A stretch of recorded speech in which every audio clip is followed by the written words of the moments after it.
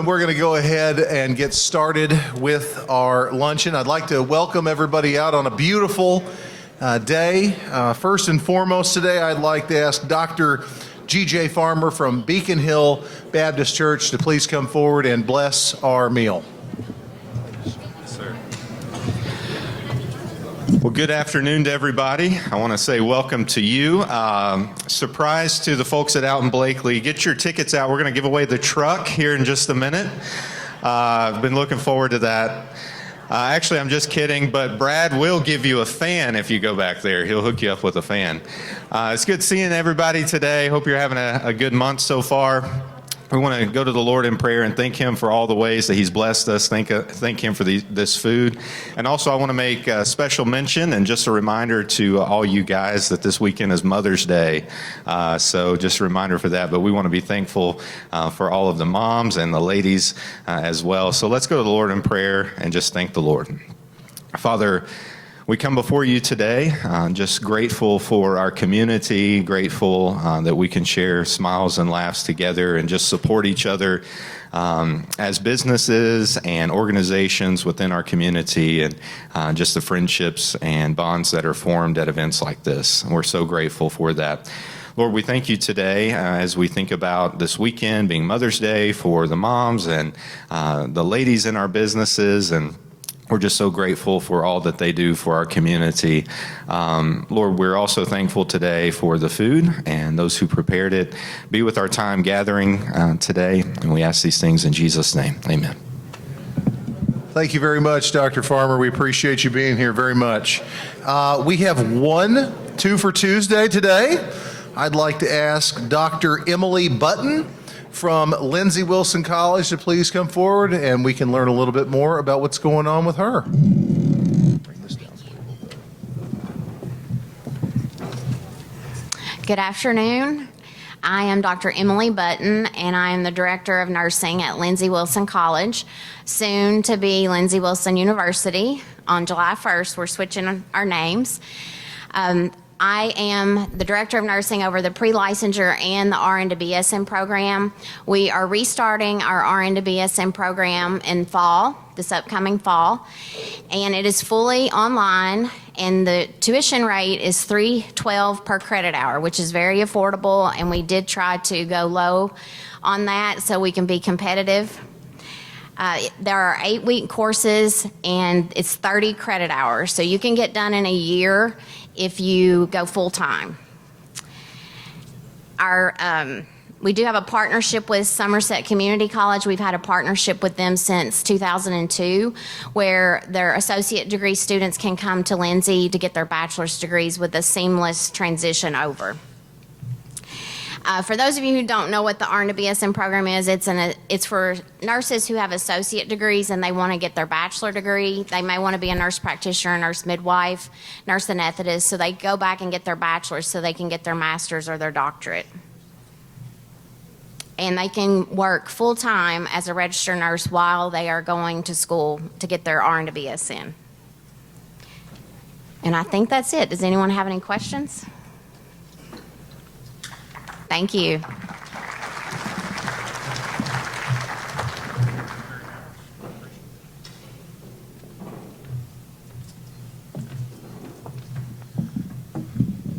Thank you, Dr. Button. I appreciate that very much. We love Lindsey Wilson and everything they do for our community. Just a few items of business here. We have some information tables with us today. I wanted to go ahead and recognize. So for anybody that doesn't know, this is a free service that we provide for our members. You can come, set up, interact, and talk with our crowds. I would encourage everybody here, try to find a business or an organization that you don't know anything about, and go say hi to them and introduce yourself before you leave and learn about some of the really neat things that are going on in our community. So I'm going to recognize our info table. So we have the Alton Blakely family of dealerships, Performance Food Service, One Better Advertising, Meredith Fry Photography, Skyhope Women's Recovery, Protea Behavioral Health, Volunteers of America, Minuteman Press, Lindsey Wilson College, Incremental Systems, Living Bread Soup Kitchen, Expressions Tea and Gifts, Somerset 106 and Fork Broadcasting, Speed Wash Car Wash, Silent Guard, Lifeline Home Care, Aegis Mental Health,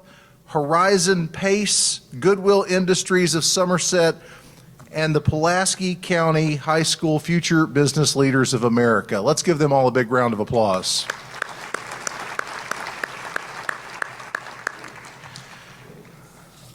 We have got a full agenda today, so I'm going to be as brief as I can be, and we're going to get moving with our program. We've got a big program. We're very excited to have our Kentucky Attorney General with us today. So I'm going to go ahead and turn the program over to my boss, President of the Chamber of Commerce this year, Ms. Laura Glover.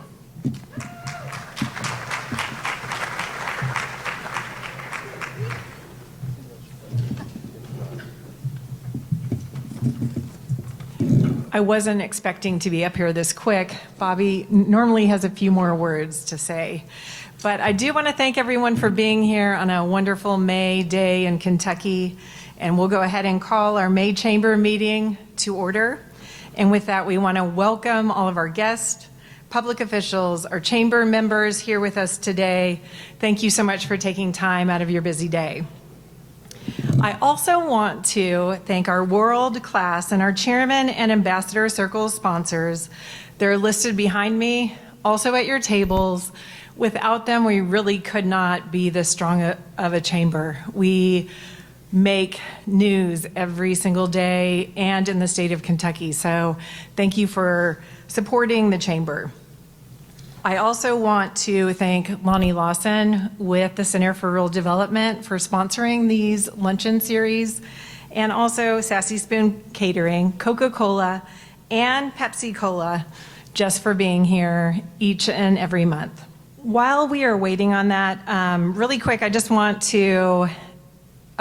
really want to applaud all of the ambassadors here with us today. If you all could stand, the chamber ambassadors, they do so much. And they make big things happen with a small staff. They do it every day. So thank you so much. You guys are amazing. And I do want to say to Bobby, I think you have one of the best ambassador programs out there. So let's go ahead and acknowledge Caitlin Baker, once again with the Job Shop.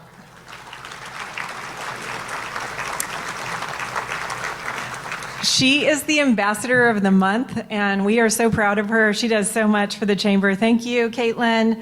We really appreciate everything that you do.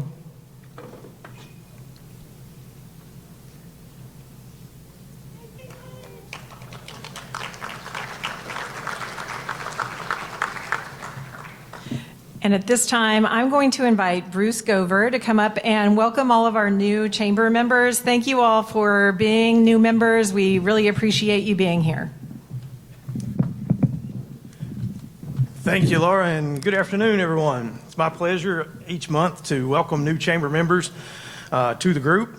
Some of those may be with us today. We've got 13 new chamber members to recognize, and I'm going to start in alphabetical order. American Marketing and Publishing, B.G. Burnett.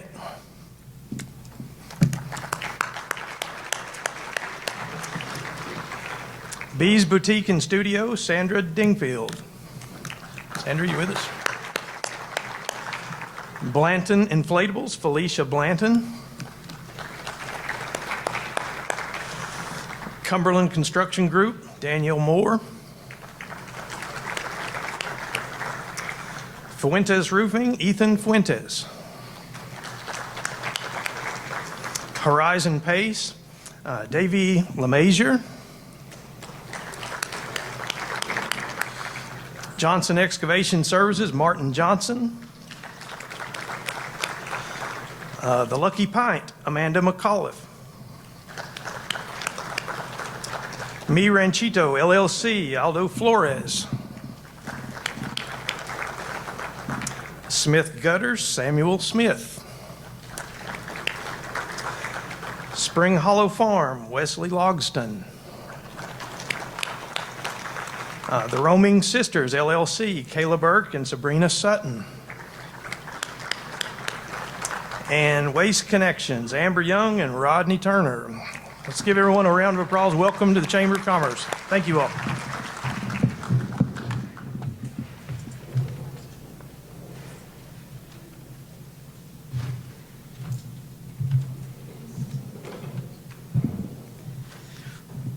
So today's luncheon sponsors are Performance Food Group and the Alton Blakely family of dealerships. At this time, I would like to invite Brad Gover to come up and say a few words. Thank you so much for being here. And both of you, thank you for everything you do to support these luncheons and also the community at large.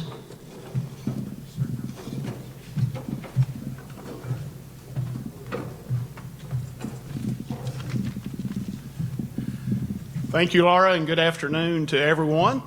From the beginning in 1965, it has been the mission of Alton Blakely to provide exceptional service to our customers while offering some of the best automotive products on the market. 60 years later, that mission remains. Alton Blakely Ford, Alton Blakely Honda, and Lake Cumberland Motorsports are on one convenient campus, offering our customers a one-stop shopping experience in sales, service, parts, accessories, and collision repair. And as we celebrate our 60-year anniversary, I want to take this opportunity to thank all of our customers. Without you, there would be no business at Alton Blakely. There would not be any business in this community, and we thank our loyal customers very, very much. We appreciate you allowing us and trusting us every day to take care of your automotive and power sports needs. Thank you again, and we value your business very much. I would also like to thank our dedicated team of employees that strive each and every day to carry on that Alton Blakely mission, striving to give the customers the service that they deserve and have come to expect from us here at Alton Blakely. In May of each year, which is our anniversary month, we celebrate employees who have reached 5-year milestones in their careers. And next Wednesday, we're going to be honoring 10 employees that have a combined 175 years of service at Alton Blakely. 4 of those employees have 120 years between them, and they are all here with us today. So I'm going to ask you to help me congratulate them on a job well done. Rick McChrystal, 35 years of service. Lisa Greer, 30 years of service. Scott Gulock, 30 years of service. And Keith Kissinger, 25 years of service. Thank you for helping me congratulate them on 120 years of service between them. We appreciate them very much, and what an excellent job they do each and every day. We love our community. Aren't we blessed with a wonderful community here in Somerset and Pulaski County? We love, yes. Very thankful. We love our community, and we believe in giving back to it. And of the many ways in which we do, one way is hosting the annual Alton Blakely 5K Run Walk to beat breast cancer. And thanks to many of you and all the runners and the walkers who have either participated in and or donated to, we've been blessed to be able to donate to the American Cancer Society nearly $30,000 for breast cancer research and awareness since our inaugural 5K back in 2021. So thank you for helping to make a difference in the fight against breast cancer. This year's event, as you'll see there on your table, is scheduled for Saturday, October the 4th, and we would love to see you participate as we continue the fight against breast cancer. Thank you again for allowing the Alton Blakely family of dealerships to take care of your automotive and power sports needs. Alton Blakely, all the best since 1965. Thanks again.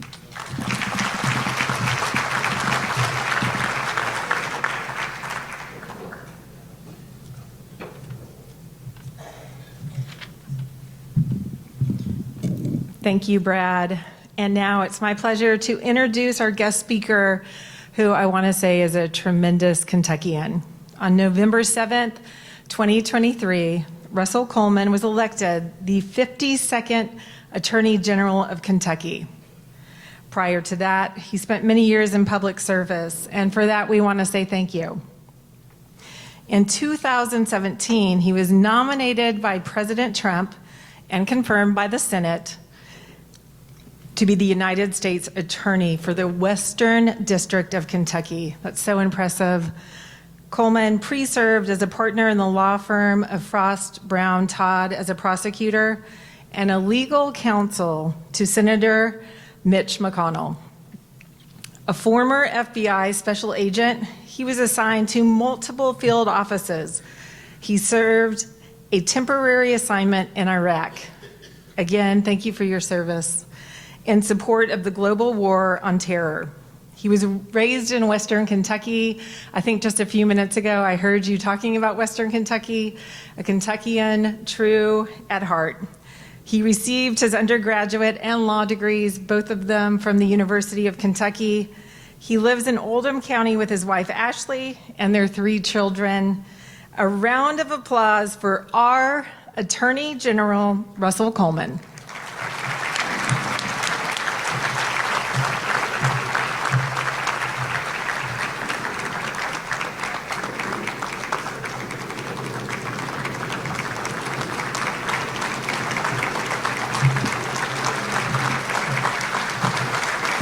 Thank you. I actually don't have a limp or need a cane. I just use that to give you time to stand up. So that's,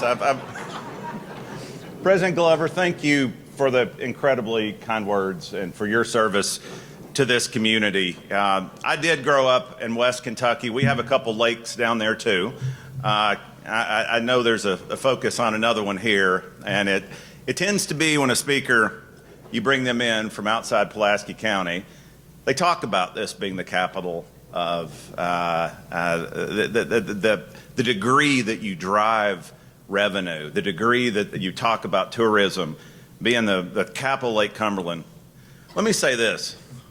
When I look at this beautiful community, and of course I recognize the lakes, when I look at this community, when I spend any time here at all, it's just a recognition. I don't know what's in the water or maybe it's in those apple pies from Haney's. But this is the cradle of leadership for our Commonwealth. Now, you're told when jobs like mine, you never mention names when you're saying kind things like that.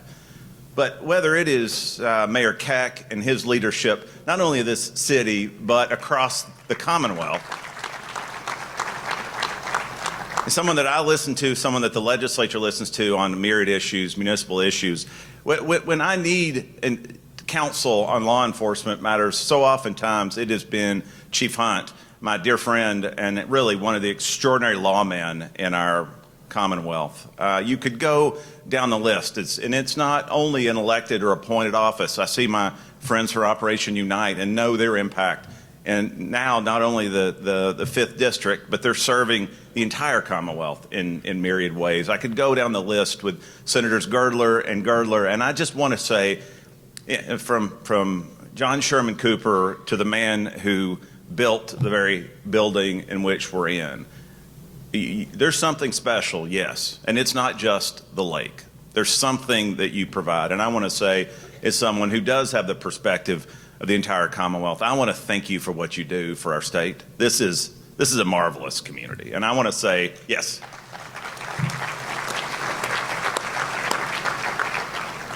It's not terribly creative, but I also just want to say thank you for hiring me. Thank you for allowing me to get back in the fight.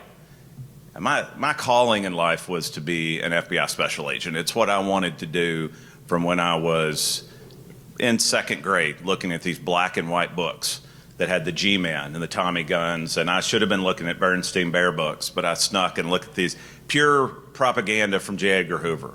But I, as a kid, knew I wanted to do that when I grew up. And I might as well, when I went home, told my family, my dad worked in aluminum plants, I might as well have told them I wanted to be an astronaut. They kind of patted me on the head. But God allowed me to serve as a special agent in a number of places. I left the FBI because I was paralyzed. I learned to walk again up at Fraser Rehab in Louisville. to be allowed by President Trump to serve as the United States Attorney for the western part of our Commonwealth, including Louisville with its challenges, and then for you, those in this room who allowed me to serve as your Attorney General, to be back in the fight. You know, you can do this job with a limp. Couldn't do that anymore as an agent. I just want to say thank you. It means a great deal to me. And whether it's a year and a half into my term, whether I'm privileged to serve 2 terms, it's the end of the first term, you'll hear the same thing out of me. Gratitude, I hope. Appreciation for getting to do this job and this mission. This is an extraordinary job. And it's an extraordinary job because of the responsibilities that you ask us to do, that the General Assembly asks us to do. So I'm not going to go line by line, because the Kentucky Attorney General's office really is a Swiss Army knife. The missions that we do, from ensuring that when you turn that light switch, you have reliable, affordable electricity, that we have the kind of electricity, the rates that we can bring businesses and bring opportunity into our Commonwealth, to the conversation of how we're restarting the death penalty because we have a duty to do so in our Commonwealth, to how we're creatively tackling the drug crisis. It's a laundry list. You choose the metaphor. But I want to talk about a couple of things that I want to highlight that I'm especially proud of, and I want to make sure you're aware of, that impact Pulaski directly as well as the rest of the Commonwealth. And one of those stemmed from a meeting in a room about this size. It was on the other end of the state. It was down in Owensboro. And it was a meeting of the Sheriff's Association. So a lot more smiles now in this room than I saw when you're up in front of a whole bunch of cops. Wouldn't you agree, Chief? You don't get a lot of feedback from the audience, but this audience was different. It was sheriffs from across the state. And a gentleman stood up in the back and he said, Mr. Coleman, I appreciate you running for this job, but I want you to remember something. This what I'm wearing, this body armor is junk. This actually is expired. Body armor expires after 5 years. And we don't have enough money to buy new body armor, and we have deputies that don't have body armor. Now, that wasn't the Pulaski County Sheriff's Office, but it was the Sheriff's Office in this region. Come to find out, we, as a Commonwealth, were not protecting those adequately that protect us. And what do I mean by that?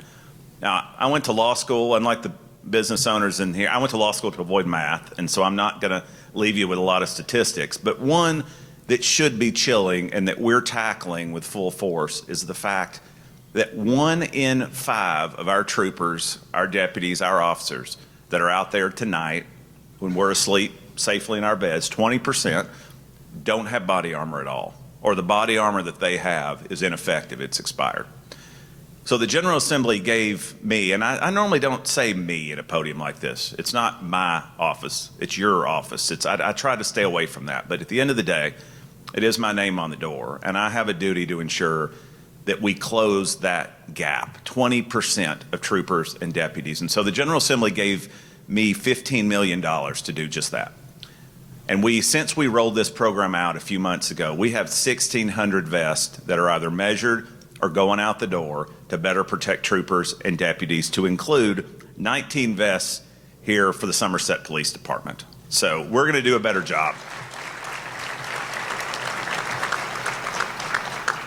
Now, we're also going to do a better job of taking care of just more than the physical needs of those that protect us. Now, last year, I put together a group of law enforcement leaders that I respected from across the state to include Chief Wesley and Chief Hunt, 2 of those that I respect greatly, to have a difficult conversation. That conversation was about officer mental health. That conversation was about how we do a better job of protecting the mental health of those that protect us. Now, I'm not talking about how we bring some assistance to someone involved in a shooting. Friends, it's more challenging than that, because let me say this. The average one of us in our lifetime, hopefully we're blessed to only be exposed to 3 or 4 traumatic events. 3 or 4 traumatic events in our entire lifetime. The average officer, deputy, trooper that's out there right now is exposed in their career to 150 of these traumatic events. And if you police in an urban area, it's about 450. And now, we're not shrinking violence here. We're talking about seeing dead children and child sexual abuse material and things that haunt you. And then we expect these officers to go home and be moms and dads and volunteers. And so what we found is that's not working. That stigma of not talking about mental health in the law enforcement community is resulting in broken families, broken marriages, and a suicide rate that is unacceptable amongst our officers. So we put together a group, and I can't stand here at this podium and tell you exactly what this is going to look like, but I have solid recommendations from a group of law enforcement officers that I respect as to how we put together a statewide peer support network for law enforcement officers, statewide. We do this in Northern Kentucky. Our friends in Boone, Kit, and Campbell that do such a good job on so many fronts at collaborating, those counties that we make fun of for how they eat their chili and their accent, well, that is the gold standard for collaboration in our state, is right up there in Northern Kentucky. And they have put together a peer support network. So me as an officer, I'm having and what we're talking about is these folks that are already wound so tight because what do we ask them to do on our behalf? And so they have a financial challenge, or they have a fight with a spouse, or they have an issue with one of their children. And what we're finding is they're just wound so tight because what we've asked them to do, and they're not dealing with that proactively, that they snap and we lose them. And that's just not acceptable to me as the chief law enforcement officer of this Commonwealth. And so what they do up in Northern Kentucky is they use an app.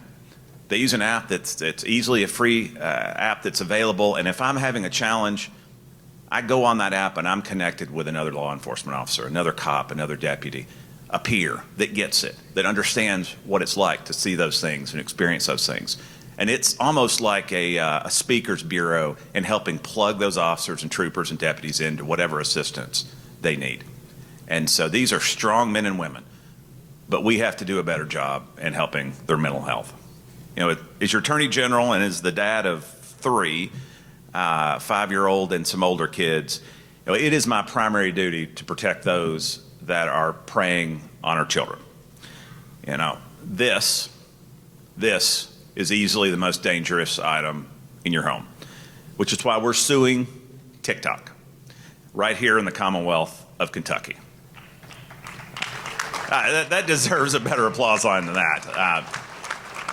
Although there may be a lot of fans of TikTok in the room, I don't want to assume, but we're suing this Chinese addiction machine. It is an addiction machine. Through information that we've developed, the Chinese owners of TikTok refer to our kids, my kids and yours, as the golden audience. The golden audience, because they see so much opportunity to gain the attention, to influence our kids, to monetize our kids, to make money off our kids, and in the process do a great deal of harm. The data also says the impact, particularly adolescent girls, pre-adolescent girls that we know whose eyes are on TikTok. We know our kids, whether we know it or not, they are devoted to TikTok. And this algorithm, if a child enters something like eating disorder or suicidal ideation or self-harm, that algorithm, it's like pouring blood in a pool of sharks. That algorithm dumps that content on them. They know what they're doing, those that own TikTok. This is not about the national discussion of who owns it or not. This is about bringing this company to justice here in the Commonwealth and making them change their algorithm. In China, they don't allow their kids to view TikTok. Now, they have it, but they're limited to only viewing it through a certain period of time in the day, not too early, not too late. The content they allow their kids to see, it's educational, patriotic Chinese government propaganda. So the average viewer of TikTok in China, Mayor, looks a lot more like maybe your age or mine than our kids. Not to comment on your age, Mayor, youthful. So it is important that we tackle this, given the impact it's having on our kids. Whether it is these large lawsuits against social media companies, or I readily discovered the most popular officer in my office. It's not me. It's not my deputy, Rob Duncan, or some of our other prosecutors. It's a 4-legged officer. We have a canine named Charity, whose job it is. Now, some of you may be aware that this exists. I didn't until about a year ago. This dog has the ability to sniff out any kind of electronic media. any kind of computer, anything that has a certain kind of glue that's used in any one of these, any thumb drive, any laptop. Why is that helpful to law enforcement in protecting our kids? Because if you have to search a large space in these cases that deal with images of kids, if you have to search a large house, that can take deputies, troopers, hours and hours, if not days, to find that thumb drive that have those images. This dog goes directly to it. This dog can find these when they're under a degree of water. This dog can find this electronic media even when they're in the rafters. This is a force multiplier for us in law enforcement, and we use this in all of our searches. We offer this to law enforcement agencies across the state so that we can be more effective in our cases to go after those that are targeting our kids. I will tell you, with our Opioid Abatement Commission, and this is probably the worst named entity in all of state government, and I would argue it's the most important entity in state government. I see some of my friends from Operation Unite nodding in using opioid money, that money that we clawed back from those that created this crisis, using that money to mitigate the crisis, to do good, to issue grants to great ideas like those coming out of Operation Unite, like those coming out of VOA's Recovery Community Center that I had the opportunity to tour not long ago. You know, right here in Somerset, Sober Living as well is a recipient of these dollars. And so 75 organizations of late have received about $20 million to focus on treatment, on prevention. And when I talk about prevention, again, I wave this thing around. There's a recognition that we have to deploy a three-legged stool to make back ground from those we've lost in this fight against addiction. We have to have a three-legged stool. One of those is law enforcement. One of those is we have to swing hard. We have to put cuffs on those that bring this poison into our Commonwealth. All of it now, all of it comes from Mexico. Comes from over a porous southwest border with Mexico. We don't read in the Herald Leader, you don't see UK's burn lab filled with kids that are injured in meth labs, burn center. We don't make meth anymore, thankfully. But the reality is it all comes from Mexico, a low cost, high quality product. So we're going to continue on the enforcement side with great partners like the Sheriff's Office, the State Police, Somerset Police Department. We're finally doing a better job on the treatment side, as some of you all can attest. If I had stood here 5 years ago and I had talked about a need for a child to have acute treatment, someone that needed help with their addiction right now to save their lives, good luck. Wait in line. Or if you have the money to go out of state. We finally in this Commonwealth have more treatment beds than any state in the United States, and that is a good thing. Now, as Attorney General, it's my job, our job, to ensure that every one of those beds is doing it the right way, that there's no fraud involved, that we're spending every dollar as intended, but we're finally doing a better job on the treatment side. But friends, where we have failed, and I say we collectively, is on the prevention leg of that stool. When we exist in an environment where one pill can kill, and we know that, it's not just a buzzword, it's not just a phrase from a podium, one pill can kill. We're not talking to our kids enough about this. We're not using creative techniques. The scale of the challenge is different than it has ever been in our lifetimes. You know, whether it's celebrating the fact that we had a reduction in overdose deaths last year of 40%, that's still significantly over 1,000 Kentuckians that we've lost, that aren't coming to work that day, that aren't coming to church, aren't clocking in. And so we're using this for good. We are partnering with the University of Kentucky. We're partnering with U of L. We're partnering with Western. We are entering into NIL deals. We are looking for social media influencers who can tell the story, who can look at that screen, targeting kids 13 to 26, saying, you're better without it. It's actually a positive message. And look, I'll tell you, as much as I might have viewed that as Pollyanna, I want to beat this podium and I want to say, don't do it. Don't throw away your life. There's too much risk in this environment. But my kids don't listen to me anyway, and I need to talk to kids that aren't even my own. So we're using Trent Noah and others. We're using influencers that our kids look up to, who wear the blue, who wear the red, that look at that screen and say, you want to wear this jersey? You want to play on this court? You're better without it. We know the impact that these athletes have in terms of influence. And so we're using money, and how sweet is that? We're using money that we've taken rightfully from those that created this crisis, and we're using it to try to save lives. And I will tell you, sometimes numbers can blow over me, at least. You hear 2 years ago we lost almost 2,000 Kentuckians. Last year, significantly over 1,000. But on my phone, I have a picture of a kid from E-Town. I have a picture of this kid at his signing ceremony in his high school. And he has Asbury, there's an Asbury screen behind him.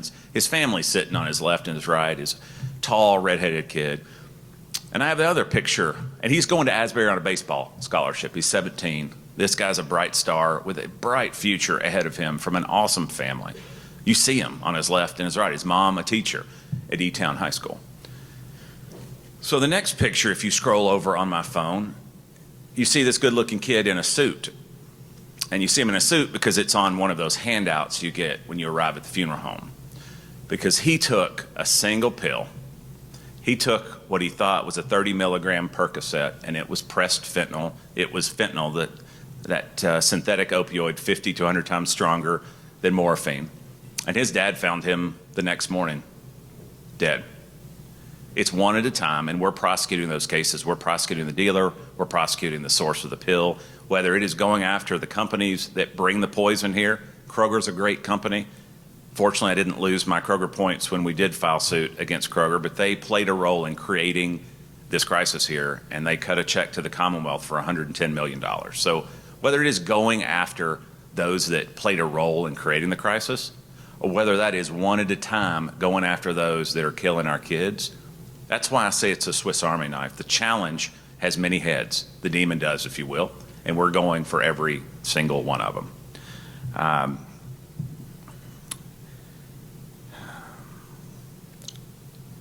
I want to say, as someone that sits with victims, that someone that oftentimes has an opportunity to hold hands of those who have had a loss, it's very easy to focus on the darkness. I recognize that without any degree of enthusiasm, the topics I just talked about are dark. Sometimes I feel like the Grim Reaper walking into the room, given the nature of the assignment. But let me tell you this. There is so much reason for optimism.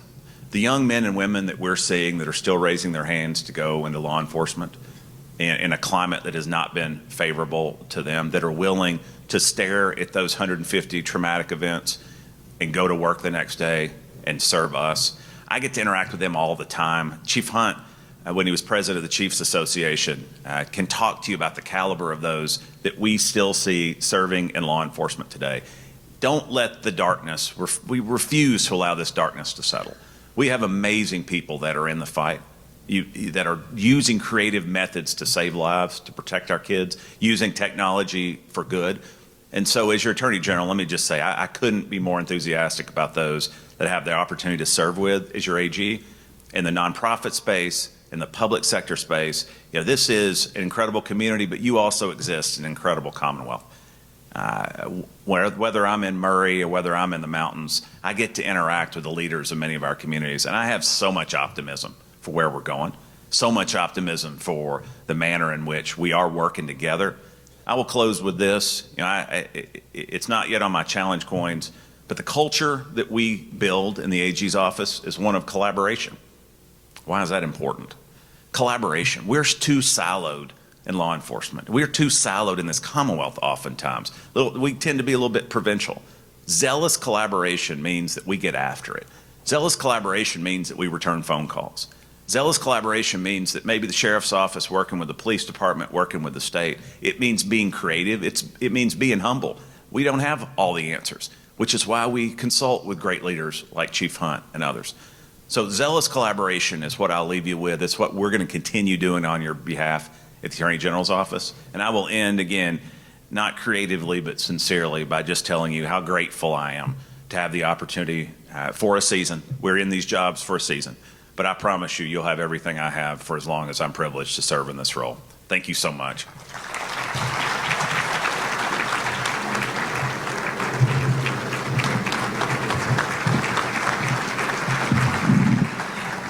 If we didn't know it before, we know it now. We are in great hands with our general. Thank you so much for your blood and your love and your sweat that you pour into the office. And we would like to award you with a friend of the chamber, a friend of Somerset, and obviously Kentucky in general. That's great. Thank you. Thanks. Thank you. Do you want me to take this down? So at this point, my good friend Sean is in the room, and we do have a video. I believe it can be seen now. So let's go ahead and hear what Sean has to say about being a past president and 100 years in the making. Once again, we're celebrating 100 years at our local chamber. We are here with Sean Daugherty, and he is the president and CEO of Citizens National Bank. He was also serving on the board with me. We had many good laughs, many good times. Sean, I can't wait to hear what you have to say.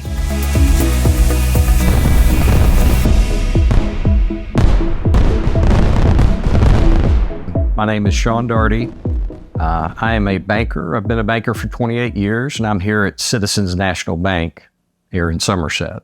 Can you speak a little bit about what the chamber means to you professionally in your own career, and also really what it means to the community?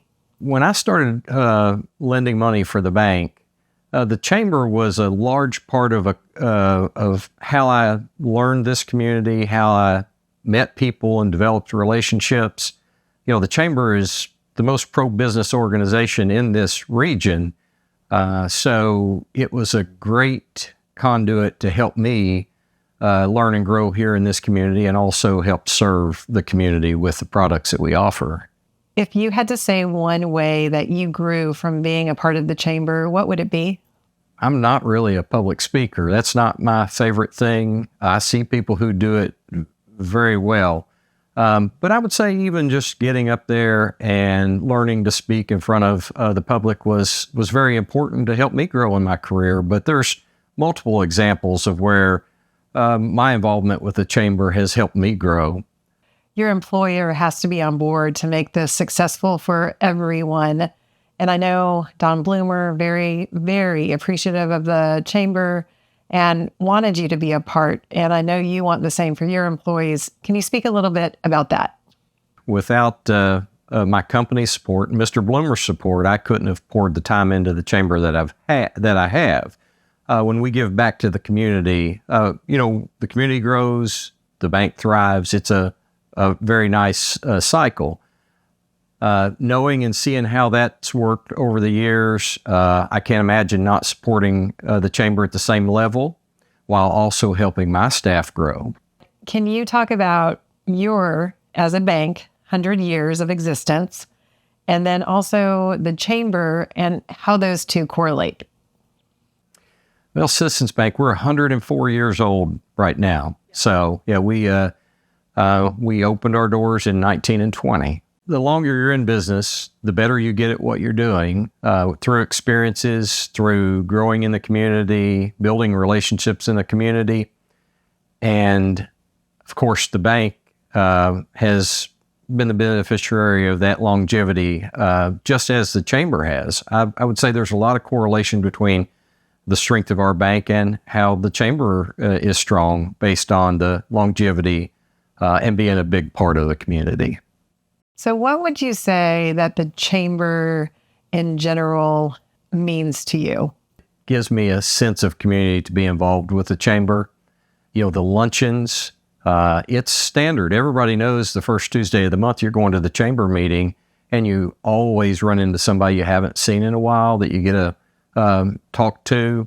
And there's always good informative speakers at the chamber lunch, so we learn and grow in various different aspects. So if I was walking down the street and I asked you, why should I become a member? And I'm really busy, I have a ton of things to do, how would you convince me I should be a chamber member? Well, at the end of the day, if you're a business, you have some kind of product or service that you're offering. And if you want to get your word out, the chamber is probably the number one way to do that in this community. And if you're in our community and we know about you, we're going to support you. And that's how we live here in this region. We think local, we support local. So I would say that it's big if you want to grow your business to be involved with our chamber. What is your advice for the next 100 years? Well, so for the next 100 years, we have to remember that we have to be open-minded. We have to roll with the punches, if you will, embrace change, and build processes in our business that accommodate the newer things that are coming about. Now, I'm not saying violate your principles. We have to stick with our principles, but we want to be open-minded about what's coming around the corner. In the time that you were president, how do you feel like the community or the chamber has changed? So I think our business community continues to grow. We have a lot of strong leaders that have brought a lot to the table. You can't say enough about what Congressman Rogers has done to bring resources to this region, and it's good that God gives us wisdom to use those resources for the best of the people. So we continue to grow, and I'm excited about the future that we have ahead of us. One word, when you think of the chamber, what comes to mind? Community. I wished I could throw an adjective in there because, we serve the business needs and the pro-business needs of the community, but really, it's all about community.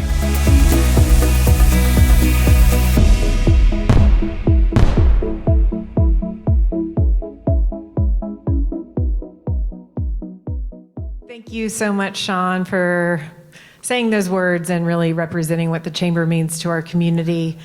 A few announcements I do need to make. Our Attorney General left a little bit early, and he wanted to make the note to all of you as guests that he had something to do with his family, his son, in that matter, and we can appreciate that, but wanted to explain that, and I appreciate that as well. Another thing, it's National Nurses Day. Can all the nurses stand up just to be recognized and appreciated?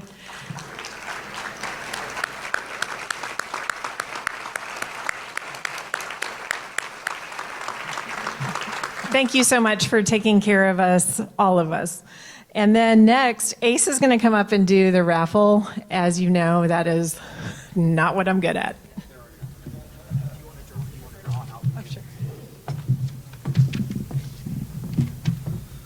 So the first thing we have up is a $20 gift card to RB Dry Cleaner.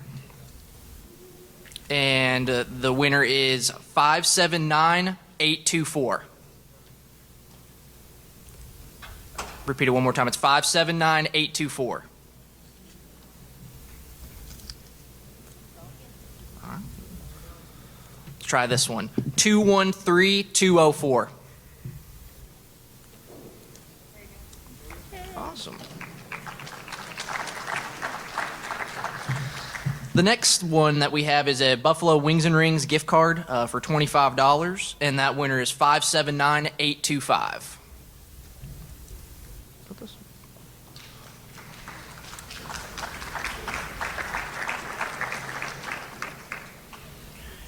And the next one is the gift card to the Cumberland Grill for $25, and that number is 579828. 579828.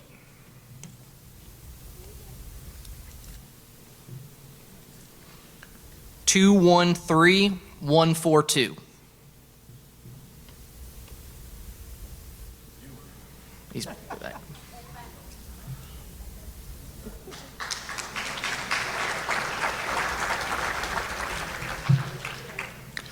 So next we have a Braveheart Choice Angus Fresh Cut Sirloin Steaks. Oh, did I miss the Hardee's one? Okay, sorry. Scratch that. That's next. We have a Hardee's gift card.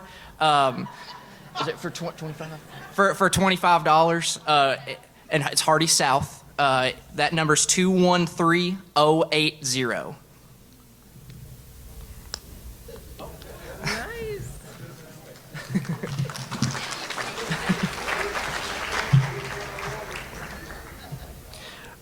So the steaks are back up here. So it's 28-ounce steaks, complimentary of performance food. And that winner is 213167.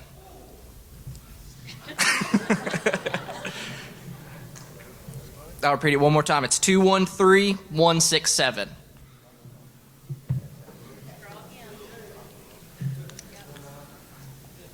Two 13208.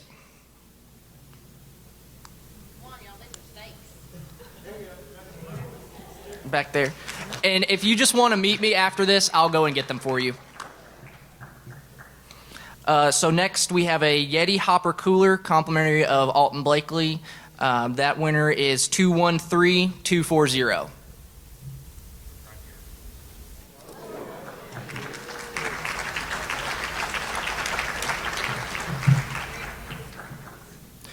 And then last, we have free blizzards for a year at Dairy Queen.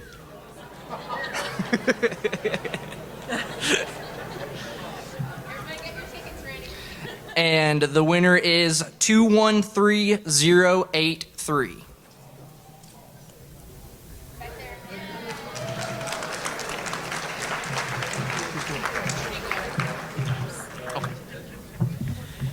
So before we end with the pledge, I do want to say thank you to Ace for doing that. So I'm not going to lie, there was one luncheon.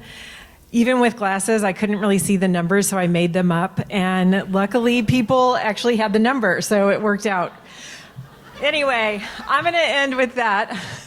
But at this time, Dr. Bruce Gover has said that he would lead us in the pledge. And with that, we will end the chamber luncheon. Don't forget to come back to our next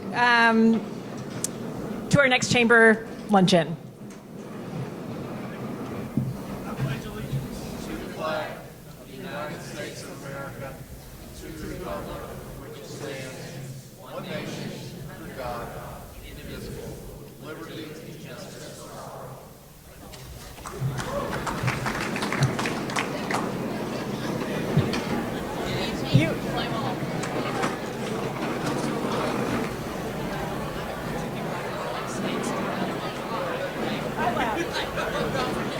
Come on.